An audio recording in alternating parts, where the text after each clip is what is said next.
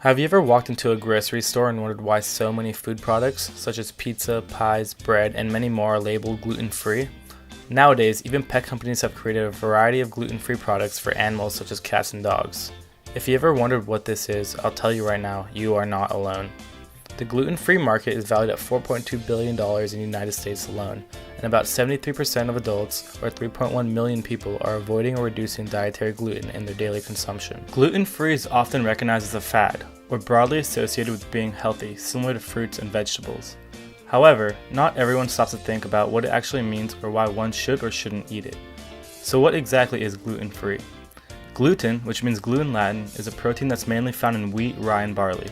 It helps things like pizza dough and pasta keep their structure and elasticity, and for most of us, eating it is no big deal, but that's not the case for everyone. Celiac disease is an autoimmune disorder that can occur in genetically predisposed people where eating gluten will cause damage to the small intestine. Basically, anytime people with celiac disease eat food with gluten, their immune system thinks it is foreign and responds by attacking villi, which are tiny finger-like projections on the inner lining of the small intestine. Villi is responsible for absorbing nutrients from food and passing the nutrients through the walls of the small intestine and into the bloodstream.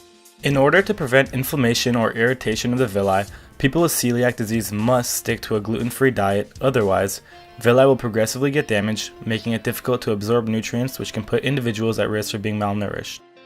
Celiac disease is actually the only autoimmune disease with a known trigger, gluten. Approximately 1 in 133 people in the United States have celiac disease, which is about 3 million people, and 83% of those are undiagnosed. There are other individuals who are gluten sensitive or intolerant, commonly called non-celiac gluten sensitivity, which means they have symptoms similar to those seen in celiac disease, but it is not an autoimmune or genetic disorder. When they eat gluten, it does not cause damage to the small intestine but will still produce symptoms similar to those seen in celiac disease, such as mental fatigue, lack of energy, gas, bloating, cramps, diarrhea, and even constipation. The United States Guidelines Advisory Committee have recommended diets higher in fruits, vegetables, and whole grains than is currently consumed. Most gluten-free processed foods are not made with nutrient-rich, health-protecting whole grains, which could potentially be dangerous to those without celiac disease wanting to try this diet. Furthermore, the gluten-free label has very little to do with the nutritional value of food. French fries, candies, lead, uranium, and cocaine are also gluten-free, so be sure to keep that in mind.